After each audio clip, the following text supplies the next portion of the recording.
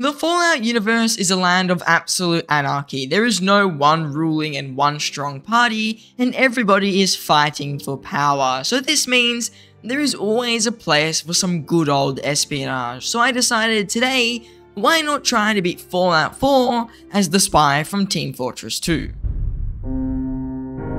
Now the rules for today's run are going to be fairly easy to follow, because the spy is certainly a more unique character. He only has access to revolvers and knives, so of course today we will only be using, well, revolvers and knives as our weapons.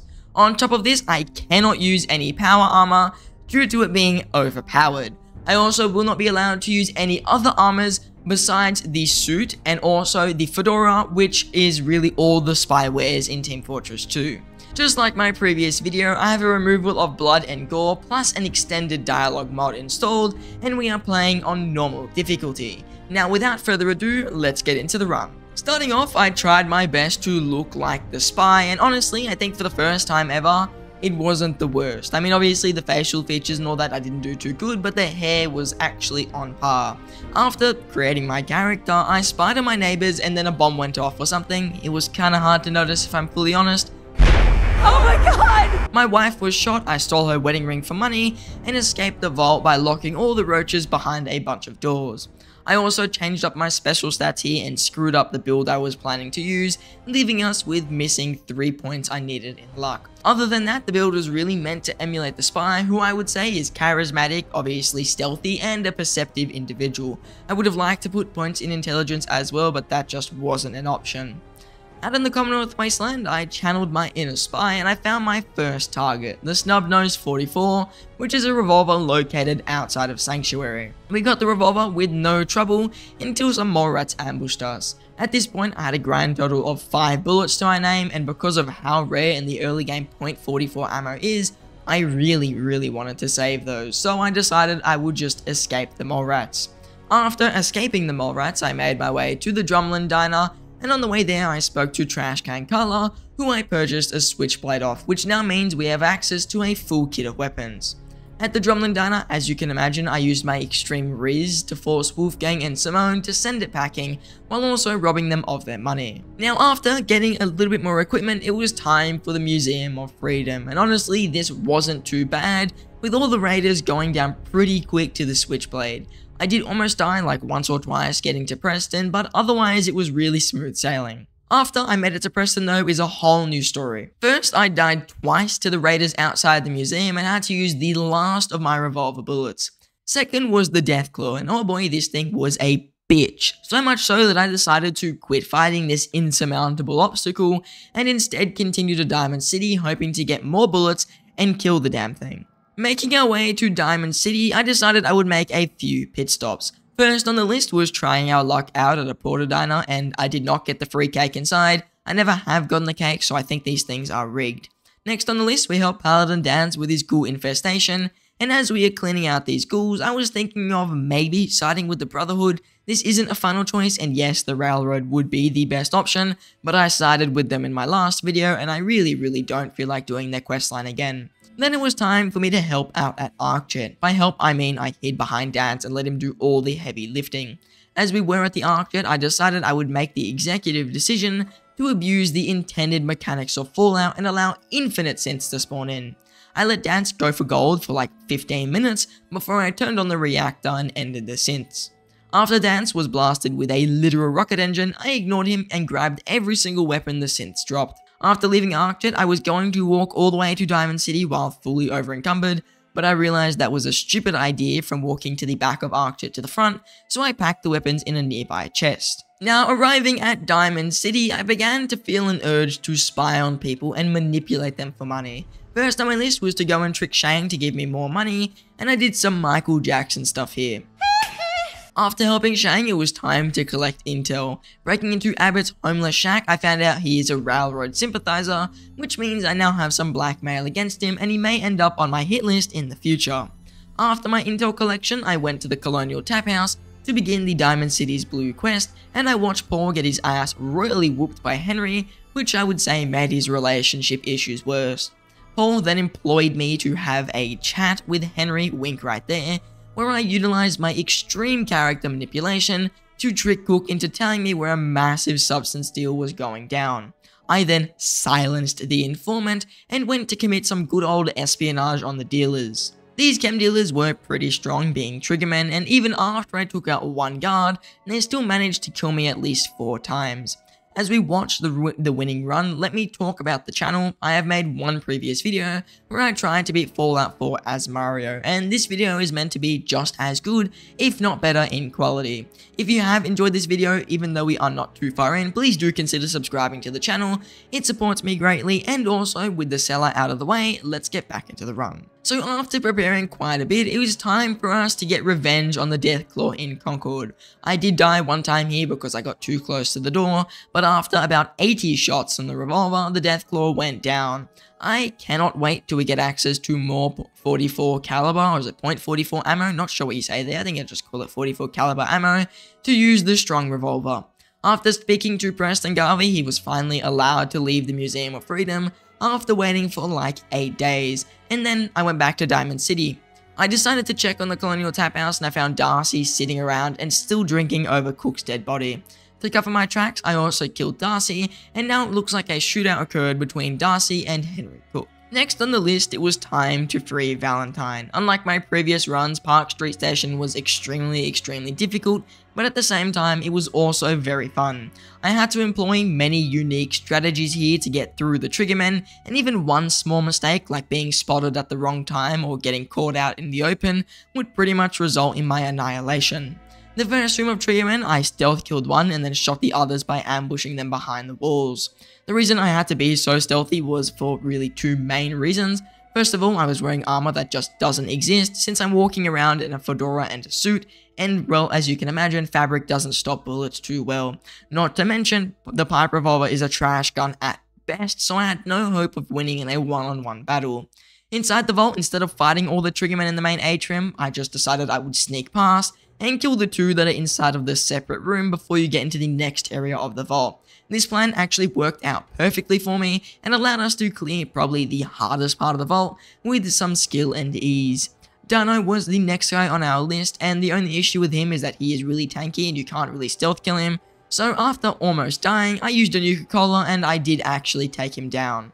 Freeing Nick, it was now time to escape the vault, which was easier than coming in. Because I had Nick alongside me and also most rooms only had 1 to 2 Triggermen, I could usually stealth kill one and then Nick would take out the other, which made most of the fights fairly trivial. As for Skinny Malone, I was going to try and stealth snipe a few of the Triggermen before fighting him, but for some reason moving too far out of range makes them aggro and attack Valentine and myself. Somehow I managed to take out Darcy and 1 Triggerman, and then Nick killed the other Triggerman, and then Skinny Malone, even though he was quite tanky, after a few shots to the head and a critical shot to the head, he also went down. All in all, Park Street Station was actually extremely fun and at the same time was quite challenging, so as I am writing this script, I am very excited to see what the game will hold in the future with this unique run. Now, back at Diamond City, I got sidetracked off the main story, as I normally do, and I ended up stealing Kellogg's key from the mayor early, and then I agreed to help Abbott with his art project. As I was going through the paint town to get Abbott some green paint, I felt like a real stealthy spy from Team Fortress, weaving in and out of corners, taking out the raiders one at a time. I can say confidently that the paint town was actually very fun in design and for the challenge that it was, and there are many hiding spots and corners that I just didn't know exist, that allowed me to ambush raiders and find cover and disappear really quickly. This made for an overall fairly balanced and fun experience. I never thought that such a small part of the game like the paint town from a small side quest with a few raiders in there could really be so appreciated and actually be so fun. After grabbing the paint for Abbott, I painted the wall and then set out to find the railroad for a special project. On the way to the Old North Church, I stumbled upon Goodneighbor and paid it a visit. I actually found out if you don't kill Wolfgang and Simone, they will be at Goodneighbor, which I never really knew because I always ended up killing them. Arriving at the Old North Church, there was a legendary ghoul, and of all playthroughs, it had to be this one where I have a very weak gun, and I had no .44 caliber bullets left. The ghoul could take a real beating and killed me a few times. Though around 18 shots later, the ghoul fell to the might of the spy and also a bunch of jet. Using the secret, not so secret password, I spoke to the railroad because I needed access to their headquarters. This meant I had to go help Deacon clean out the switchboard. I did die a few times while in the switchboard, especially towards the last few rooms, but for the most part the synths were not the worst. Now inside the vault of the switchboard was the reason I had come, and it was to actually grab the stealth boys which were on the shelf. Obviously I also needed access to Railroad HQ, but this was an extra bonus. I also grabbed the prototype and returned to Railroad HQ. While here, I purchased 3 more Stealth Boys and some 44 Magnum rounds for our revolver from Tinker Tom. I also found out he was selling a much stronger piped revolver, which I could use and actually did use until the end of the run. Now I think it's time to explain why I grabbed all the Stealth Boys and stocked up on ammo. The simple reason is I needed a better gun, something that could carry me through the game, and after looking on the wiki, I found out that there is a weapon in Nuka World called the Western Revolver. This Western Revolver is located in Nuka World, like I said before. I used the first Stealth Boy to get past all the gunners guarding the transit center. I killed Harvey because only I can pretend to be someone I am not, and then off to Nuka World I went. Now if you played Nuka World, you would know it's not easy and you're supposed to be level 30 before you even start the DLC. On top of that, the Gauntlet, the first part of the map, is not a cakewalk. It is extremely difficult to get through and there are many ways to kill you, and if I died here, I would pretty much be soft locked in the game if I couldn't escape. I obviously died many times here, and why not watch a quick compilation of all my deaths. I died to landmines, rats, more mines. I also died to a flamethrower, not to mention a swarm of ants. I was also killed by a rad roach and a bit of gas. Now after the Gauntlet, it was time for me to take on Overboss Coulter and his pathetic power armor. I am obviously going to allow myself to use the water gun, because to my knowledge it's impossible to progress the Nuka World story without it, and also I think it's just a water gun, more of a trinket and a story item rather than a real weapon, since, well, you can't actually kill anyone directly with it. If you disagree with this and you think I shouldn't have used the water gun, I mean, let me know in the comments down below, but I mean, I think it's fairly reasonable to use it. Surprisingly, the 44 revolver actually dealt some very good damage here. Mix that with the enhancements such as Jet and Medics, it made the whole fight surprisingly trivial, and I thought it was going to be way harder. The only issue I had was Coulter's hitbox was wacky sometimes, and even though I could shoot him like directly in the arms, it would just miss, and sometimes I couldn't hit him at all. After maybe 2 clips of ammunition, Coulter went down without too much trouble.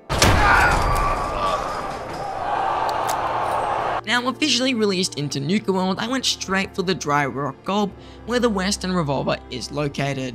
The reason I wanted this revolver is because it is literally just the strongest revolver in the game. It is important to note as well that the revolver is extremely easy to get, and all you need to do is have a duel with the Protectron, which can't even kill you, so it's pretty much just a free item. There are also like 30 bloodworms you have to take out before the fight, and they only killed me twice, so it wasn't the worst.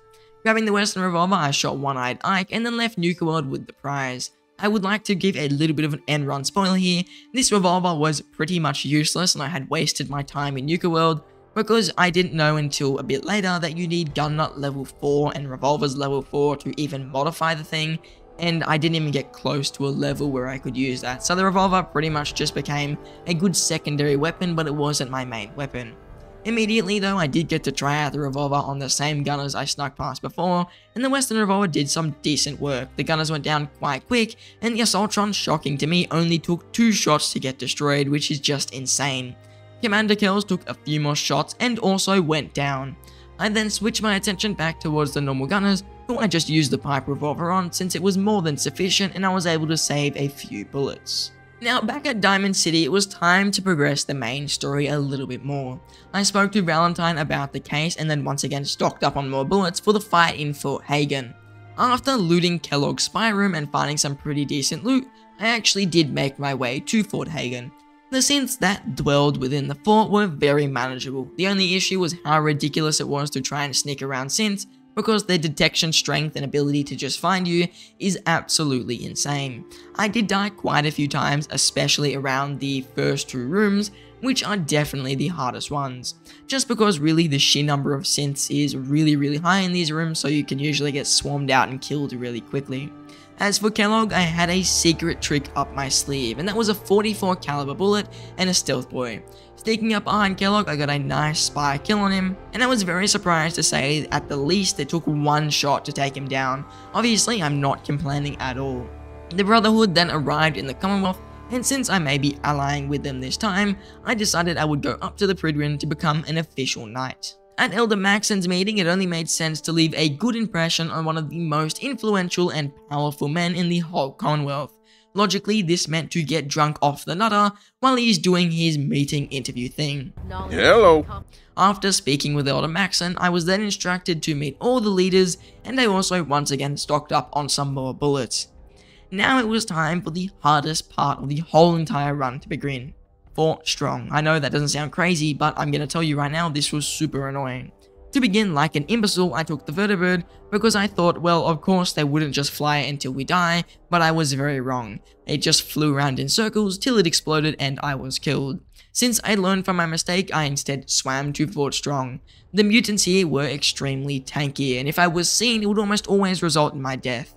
These first clan of mutants were ridiculously strong and killed me at least 15 times at the minimum. It took me literally an hour and a half to clear out the first area. The method of winning that I was able to use was I had to use all my stealth boys, sneak around the island, and from there I could pick off each mutant one at a time. This was because the normal super mutants, if I got close enough to them, a headshot would usually kill them if it was a sneak attack. After killing all the mutants, all that remained was a legendary super mutant butcher, and this last butcher was like that little piece of shit that you can't get out because it just kept sticking around. The butcher was almost immortal and took multiple headshots plus a sneak headshot to take down. The butcher was probably actually harder than the whole entire game till this point combined. Since Fort Strong is the gift that keeps on giving, I also had a behemoth to kill as well. At first I thought there was no way I could 1v1 this thing, which could literally one-tap me, but after being killed like 3 or 4 times, I lucked out and the dimwit got caught on a wall. This saved me from having to scope out my revolver and snipe him from the Prydwen, which is what I had initially planned. The last gift I received from Fort Strong was that the legendary super mutant butcher resurrected, and of course I died multiple times until I got lucky and could aim well. The rest of Fort Strong was a cakewalk in comparison, so I placed the tracker down and completed the mission. Back on track for the main storyline, I spoke to Nick and also discussed killing Kellogg. From there, I went to the memory lounger and had a good chat about Toast and how Nick was actually going to be a really good toaster. In Kellogg's memories, I went AFK and started making the script for this part. I must say that the cutscenes really lose their touch after you've watched them about 30 to 40 times like I have. Now it was time to head out for the Glowing Sea. Quick post-run note here, I visited the Glowing Sea extremely often, so I do hope you like it a lot. On my way into the Glowing Sea, I found a radio station I never knew existed and gave them a quick visit where I found a useless magazine. It did kinda make me realize though the random buildings are pretty cool sometimes and allow you to see parts of the game you would never know existed, even though I've beat Fallout like 30 to 40 times now. Now at the Glowing Sea though, my plan was simple. Radix, and more Radix, and with an extra side of Radix. I came across a Deathclaw which looked like a nice meal, so I used a sneak critical to take it out. I was quite surprised by the strength of the revolver here, especially with how quickly it melted the Deathclaw. After killing that Deathclaw, I also killed another Deathclaw, which was taking a nap right outside of Virgil's cave. I got quite lucky that this Deathclaw couldn't climb this hill I was on because it was ever slightly too steep. I then had a chat with Virgil where we learned about the most shocking thing I've ever heard of, the Signal Interceptor. I can't believe that's in the game, it's such a crazy addition and I never knew it really existed. To build the Interceptor I would need a Corsair chip, so after Green Tech Genetics I went. Despite dying quite a few times here, it was nothing compared to Fort Strong, so I was whistling my way along, since it just could not be worse than the Behemoth and 2 legendary butchers. Most gunners took 2 body shots or 1 headshot to take down. Also, if you're wondering where all the ammunition came from, it was the traders at Nuka World who stocked 40 to 50 .44 bullets at a time. The Corsair was quite an easy kill. I needed stealth boys, so I just spammed bats on the Corsair's head and he went down super quick to the revolver. I then picked up the shiny Corsair chip and went straight to the railroad to get the chip decoded. From there, I needed a sensor module to build the Signal Interceptor. In my last run as Mario, I got the sensor module from Hubris Comics, and since the game wanted me to go to the abandoned shack in the Glowing Sea, I decided I would very much rather go to Hubris Comics instead. Spoiler alert, there was no sensor module, so I wasted my time and a couple of stims because those ghouls hurt. Now it's time for Glowing Sea Part 3, which rhymes. On the way to the abandoned shack, I didn't encounter too much trouble besides 1 Rad Scorpion, which isn't too big of an issue. At the abandoned shack there were 3 synths, and I took out the Striders with some sneak attacks. I also used a VAT sneak critical, wow that's a mouthful, on the synth leader, which took him out in 1 hit. After grabbing the sensor module, I built the signal interceptor, which I tried to place super far apart, and then I teleported into the Institute. Now who is ready for a talking compilation? 3, 2, 1, go. I spoke to Father, who is actually my son the Scout. He is missing his trusty shotgun, but oh well. Then I spoke to Madison Lee, who I used my Mega Riz to send her back to the Brotherhood of Steel. I then spoke to Ali, leader of I don't know what, Justin, leader of Synth Retention, and Clayton, leader of Bioscience. If you're thinking the talking stops there, then you are very wrong. Next, I spoke to Elder Maxon, who told me to speak to Proctor Ingram, who then told me to speak to Madison Lee again since she was refusing to work on Liberty Prime. Then I spoke to Proctor Ingram one last time, and I think I spent about 30 minutes running around speaking to people, which is completely insane. Now, with the talking compilation out of the way, I was tasked with making 4 magnetic actuators for Liberty Prime, but since I hate this world and I'm a masochist, I made 5 magnetic actuators. With all the boring fetch and chatting out of the way, it was time for Glowing Sea Part 4. I had to secure more bombs for the Brotherhood so Liberty Prime could blast some commie bastards back to China and quote, secure Anchorage, end quote. The Sentinel launch site was really easy. I mean, it's just some ghouls and literally nothing attacked me on the way there. I did die one time to the Adam's Glory Assaultron that the Child of Adam has, but on my second attempt I got a very clutch kill 1 second before the Assaultron was about to beam me. Back at the airport I powered up Liberty Prime. Primary targets. Any and all red Chinese invaders. And was congratulated by Proctor Ingram, who gave me a medic pump which I can't use. Now I had been stocking up on stealth boys for another simple mission. The Scout, my son, has always been the most annoying character in Team Fortress 2, so it was time I actually did this world a favor, and I killed my son the Scout. Sneaking into the Institute, I had a plan at the ready. I would, well, teleport into the Institute and then blast Father with my hand cannon. Now this is where the hard part comes in, which is escaping the Institute without the synths noticing me. If I was seen even one time, it would probably soft lock the game, as it would spawn hundreds of synths in the elevator, and there is literally no way I could destroy hundreds of synths while wearing a singular tuxedo. Also, we can't forget that synths are extremely good at spotting people. I did die once to a synth. Next time though I used stealth boys like there was no tomorrow, just like the Spy's invisible watch, and made it out without being spotted one time, except the first time, but we're gonna ignore that. After performing one of the most important assassinations in like the history ever, it was time for me to deal with the synth paladin dance. Since I had a charisma stat of like 12 because of the tuxedo and fedora I was wearing, I thought I may as well try to save Dance, since I have always actually felt a little touch of empathy for him. I couldn't force myself to shoot him, and I don't truly know why. I convinced Dance he was actually quite chill, and he shouldn't die. Elder Maxon was not happy with my decision, so I stood right up in his face as the menacing Frenchman I am, to intimidate him into letting Dance live. Back on the Pridwin, I got promoted to Paladin despite the fact I just directly committed an act of treason and broke an order from the Elder. Next up, it was time to blow out the Lantern of the Railroad. At the Old North Church, I received some fire support from the Brotherhood, and since the soldiers took almost all the shots, I was able to take out each railroad agent pretty easily. Funny enough, it only took about 2 to 3 shots per agent, despite them having extremely strong armor. The first room and the catacombs went quite well, and inside the main HQ it was really the same story. The only real trouble I had was with Glory, but with the assistance of Jet I was able to kill her and remove the rest of the railroad members for the good of the Commonwealth. I didn't even come close to death one time here, which was extremely surprising to me. The revolver was also able to output some insane damage, with the only thing that could really take more than 2 to 3 hits being Glory, who took a whole magazine and a half to remove.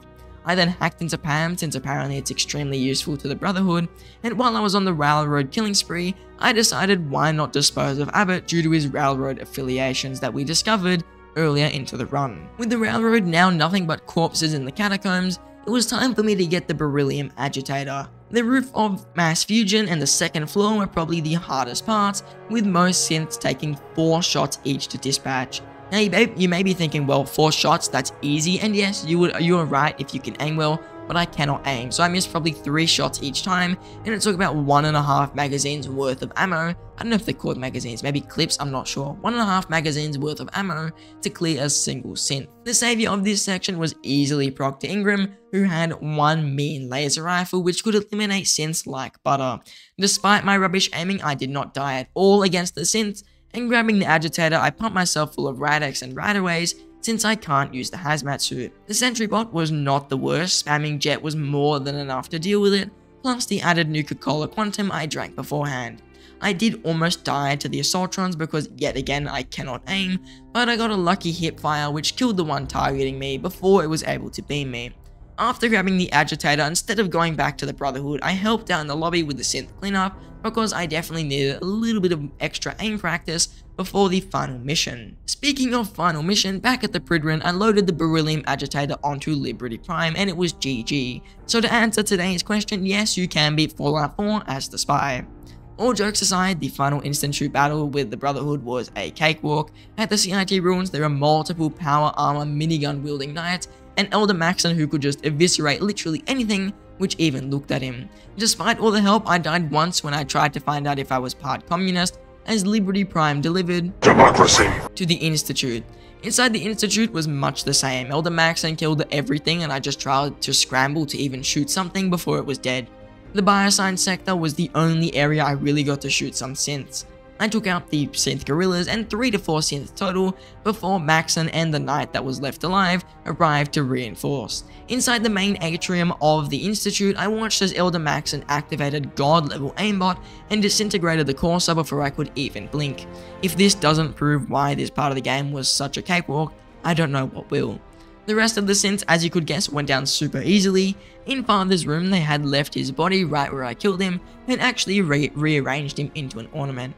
I then raised the lockdown and pushed the generator. When I say pushed, I mean I shot a few synths and scientists, but Elder Maxon and the new Brotherhood reinforcements wiped out what remained of the Institute. I then placed the pulse charge onto the nuclear reactor, was teleported out of the Institute, flipped the switch, set off the massive bomb, and I successfully beat Fallout 4 as the Team Fortress 2 spy. So my final thoughts today, well, the run was actually extremely difficult in the early game. The low HP and non-existent armor made any direct shootout pretty much guaranteed death for me. The fact I couldn't get a single silencer because, well, the 44 revolvers don't have one, and the pipe revolver doesn't give you one till gun nut level 3, also made stealthing very difficult. Though after I reached the higher levels and acquired access to more 44 Magnum bullets, the fights became way easier.